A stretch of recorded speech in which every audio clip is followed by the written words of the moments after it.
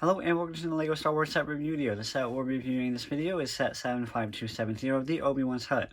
Now, this set came out in 2020, was retailed for $30, and holds a total of 200 pieces.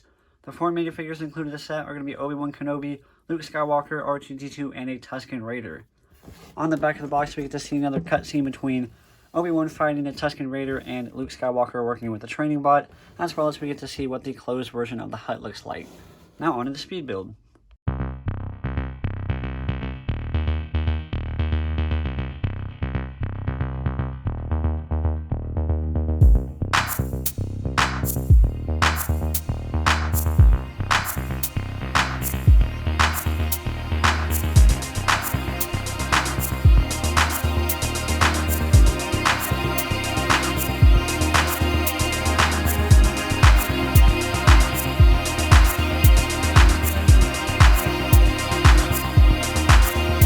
Our first of the four minifigures is going to be the Luke Skywalker and the Obi-Wan Kenobi. I really wouldn't say that these minifigures are unique in any way. I really don't think they're all that stand out in comparison to some of the other versions of them. I do still think that they're very nice looking characters. I do think they represent themselves very well in comparison to what they look like in the movies. On the backs you have some nice back prints, and Luke Skywalker does have a two-sided face. We have one of him smiling and one of him with more of a grim face. I obviously prefer the one with him smiling. Obi-Wan Kenobi does not come with a two-sided face, probably because of the beard. The beard would stick out underneath the hair. However, these two characters are still very nice looking, even though I don't think they're all that stand out in comparison to some of the other versions of them that we see in other Tatooine sets. Our next of the two minifigures is going to be the R2-D2 and the Tusken Raider. The R2-D2 I don't really think is any special in any way either. He does have the darker headpiece in comparison to the body pieces. However, this is movie accurate. I just think it's much darker than it needs to be. Also, my complaint with the astromechs in the Star Wars LEGO universe is going to be how this print starts out accurate, and then it starts raising itself and raising itself. This is a common theme in all of the astromechs in the Star Wars universe, how the head print is just off a little bit. However, it's not the biggest deal in the world, even though it's been there for many, many years. Moving on to the Tusken Raider, we have a different version of the Tusken Raider in this 2020 set in comparison to earlier years.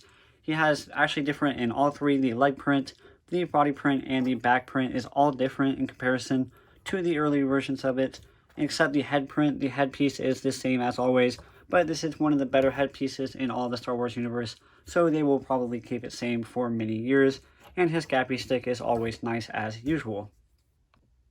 Moving on over to the Obi-Wan's Hut, I do really like this build. However, I do think it is slightly small in scale. If it was a little bit larger in scale, there would be more room for the items on the interior. With that being said, I do think that the interior is completely filled out. I just believe that the larger scale would allow for less overall cramped space throughout the inside of the hut.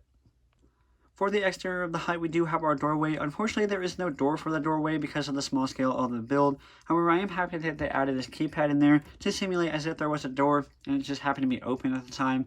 Also on the front side is the storage container. On this side we have our water vaporizer.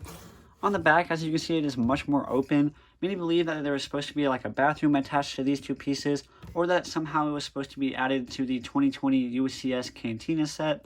However, we will never really know unless they do add it to something. On this side of the wall we have two different windows, and that is about it for the outside of the cantina. As you can see, you have the hatch on the top, which you can open up and see much easier on the inside, and you can open up the rest of the build for many other items. Moving on over to the inside of the hut, we have a ton of stuff to love about the interior. On the left side, we have the staff for the training bot, as well as a couple other decorative pieces. On the right side, we have another staff hanging up on the wall, as well as the storage container that Obi-Wan goes through in the movie Episode 4. On the inside of this box is the Luke's lightsaber hilt, as well as the head for the training bot.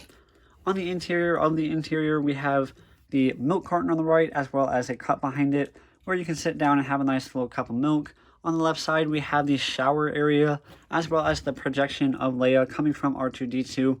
In the far back, as you can see, he has an extra gaffy stick, which I suppose he stole from a Tusken Raider, which is kind of awesome, and as well as the little fire area where he's cooking up a bit of soup for himself. Overall, a great looking hut, and I love the interior of this hut for Obi-Wan.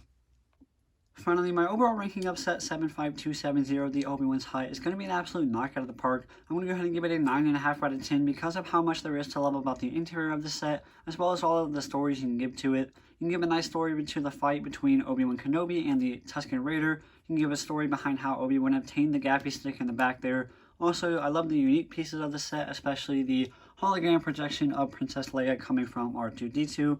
Also, the reason I didn't give the set a 10 out of 10 is because at this point in the movie, this Tusken Raider should be a C-3PO, as well as the $30 price point for 200 pieces is a little bit of a stretch. However, I do think that the set is still well worth the money. If you enjoyed this video, consider getting this set for yourself and checking out some of my other set reviews on my channel. Thanks for watching, everyone.